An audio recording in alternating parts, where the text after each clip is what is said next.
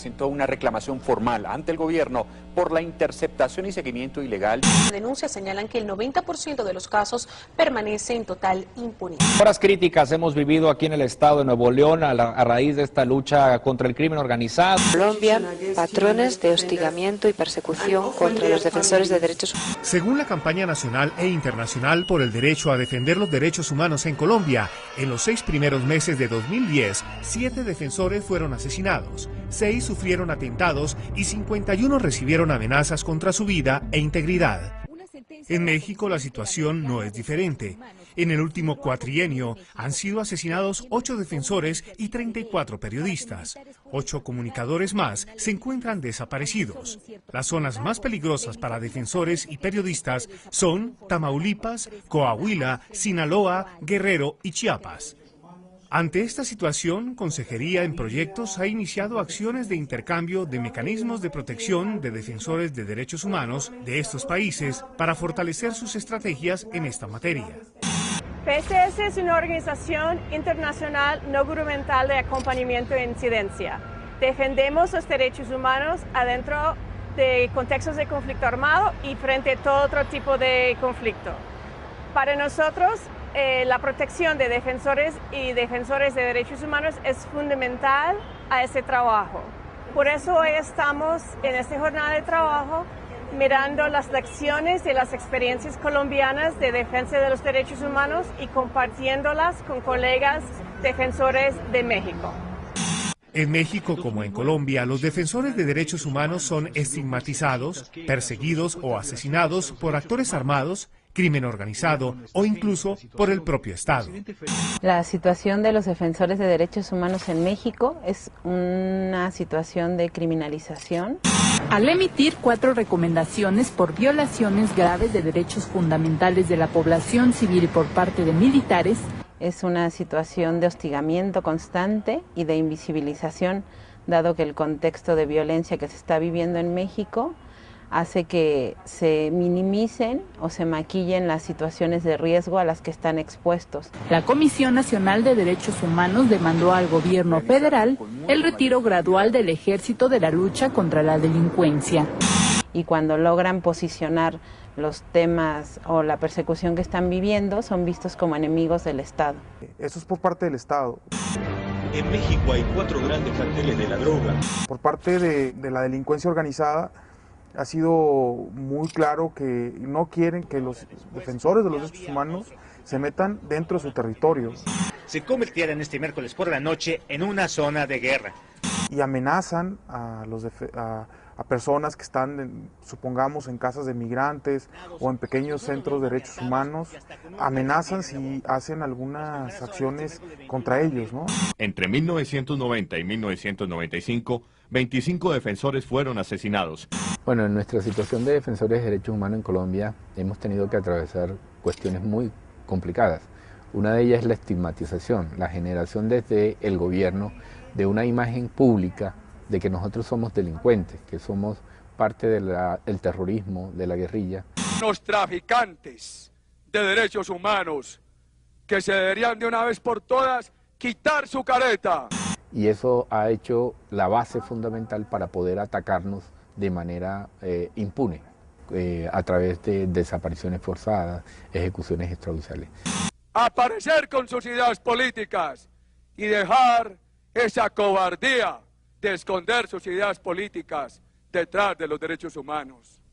Lo que ha hecho el gobierno es crear un ambiente negativo en contra nuestra. Las mujeres defensoras sufrimos los mismos ataques y amenazas y hostigamientos por la labor de defensa que los hombres. Entraron a mi apartamento 2 hombres armados. Pero hay 3 asuntos que en particular afectan diferenciadamente a las mujeres de los que hemos detectado. El primero, la violencia sexual, un crimen muy grave contra las mujeres y con mucha impunidad. El segundo, los ataques y la utilización de las amenazas a los hijos e hijas como mecanismo de agresión contra las defensoras y las estigmatizaciones basadas en el cuestionamiento de los roles que adquieren las mujeres por fuera del hogar, cuestionando la legitimidad de su labor y tratando de estigmatizar el que hayan abandonado sus labores del hogar. Visibilizar su situación Hacer incidencia a nivel local e internacional, construir redes e incluso blindar sus oficinas son algunas medidas que han tenido que adoptar los defensores para proteger sus vidas y desarrollar su trabajo. Para nosotros, quienes defienden los derechos humanos y los promueven en Colombia, son prácticamente héroes. Como defensores de derechos humanos, el primer paso ha sido levantar nuestro perfil. Arriesgándolo todo, y especialmente la vida, se exponen a examinar, a documentar abusos de todo tipo. Mirar la protección desde la perspectiva de las mujeres es, pues, en primer lugar, visibilizar que hay unos efectos diferenciados frente a las mujeres, es mirar qué es lo que necesitan las mujeres, cuáles son sus necesidades en materia de protección y ponerlo, pues, digamos, en la agenda de las organizaciones que trabajan el tema y visibilizarlo ante las autoridades.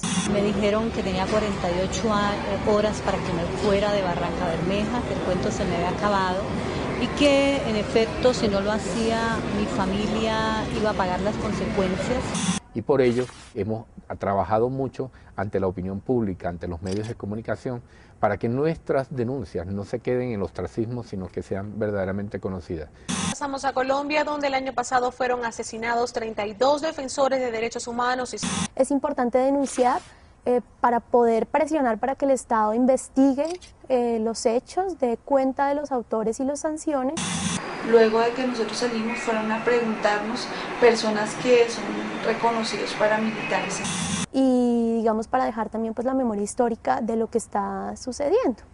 Las estrategias de protección que estamos utilizando son a través del fortalecimiento del trabajo en red con otras organizaciones, de acompañamiento y también de visibilización de cuando existe una amenaza o una situación de riesgo a través de acciones urgentes que se comparten primero dentro de las organizaciones que trabajamos el mismo tema de derechos humanos y si esto se complica, sacarlo ya a la luz pública. Las estrategias de protección para los defensores de los derechos humanos es un tema reciente, sobre todo porque yo estoy en una zona media de violencia.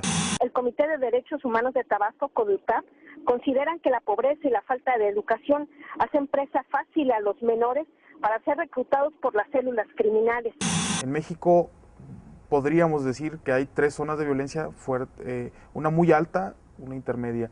En la intermedia solo personas que tengan como una fuerte ataque hacia la delincuencia organizada, ahí encuentran el peligro. Entonces, las estrategias que nosotros hemos tomado es evitar la delincuencia organizada. Es decir, nosotros tenemos albergues y en ese sentido hemos pedido que, bueno, se atienda igual a cualquier persona, ser muy delicados para no entrar en conflicto, pero también hemos pedido medidas cautelares, hemos informado al Senado de la República de lo que está pasando y ha habido puntos de acuerdo. También hemos tomado toda una serie de disciplina personal, como por ejemplo cambiar nuestro estilo de vida. Pues aprender a hacer seguimiento del registro de incidentes, es muy importante eso, hacer un registro de las cosas sospechosas o extrañas que suceden, que se puede analizar periódicamente. Nos ha llevado, por ejemplo, a tener cuidado con nuestras comunicaciones, ya sean celulares, internet, tener también pendiente el cuidado con la familia, la vivienda, nuestras propias oficinas que nos ha tocado muchas de ellas blindarlas. También le hemos tenido que aceptar al Estado mecanismos y métodos de protección como carros blindados, escoltas. A veces las medidas de reubicación temporal, cuando la situación es muy grave y deben salir de la zona donde están. Hemos tratado de evitar el exilio a través de crear programas de protección de nosotros mismos con recursos de la cooperación internacional que nos permite mover a los compañeros de manera temporal de una región a otra del país para evitar que tengan que irse del país. También hemos utilizado mecanismos como llevarlos un rato al exterior y volverlos después que se ha calmado la situación como mecanismos para disuadir a los atacantes o a los que quieren hacerle daño.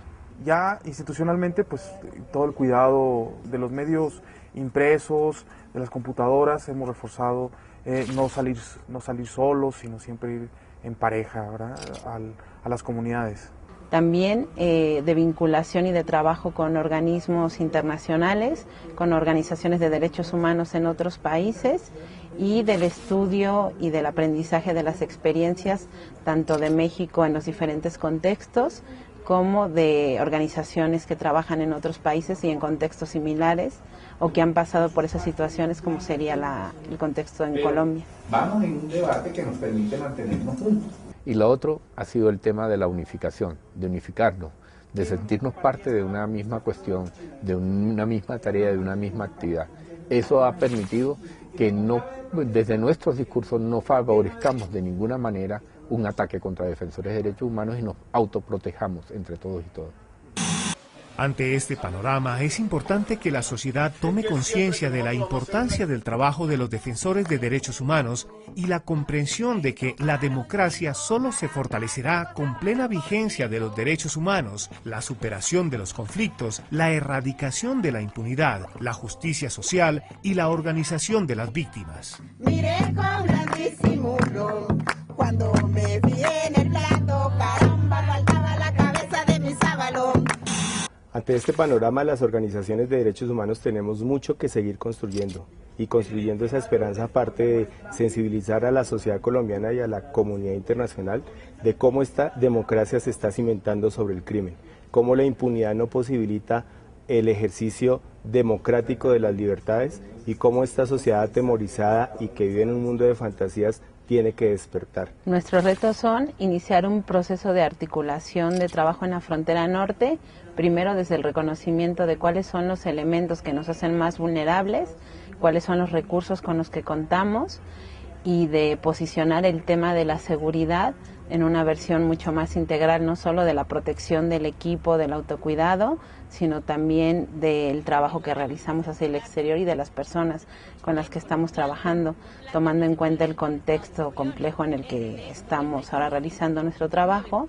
Y el otro desafío importante es mostrar claramente cómo es urgente el respeto de derechos humanos plenos para generar una adecuada democracia social y económica que posibilite un intercambio también comercial con otros países, pero sobre la base del respeto a los derechos humanos y la posibilidad de un diálogo político para la paz en Colombia. Y poder fortalecer el trabajo que hacemos o que se está iniciando en algunos casos con los movimientos sociales y otras organizaciones para tener una agenda común en esta materia de seguridad.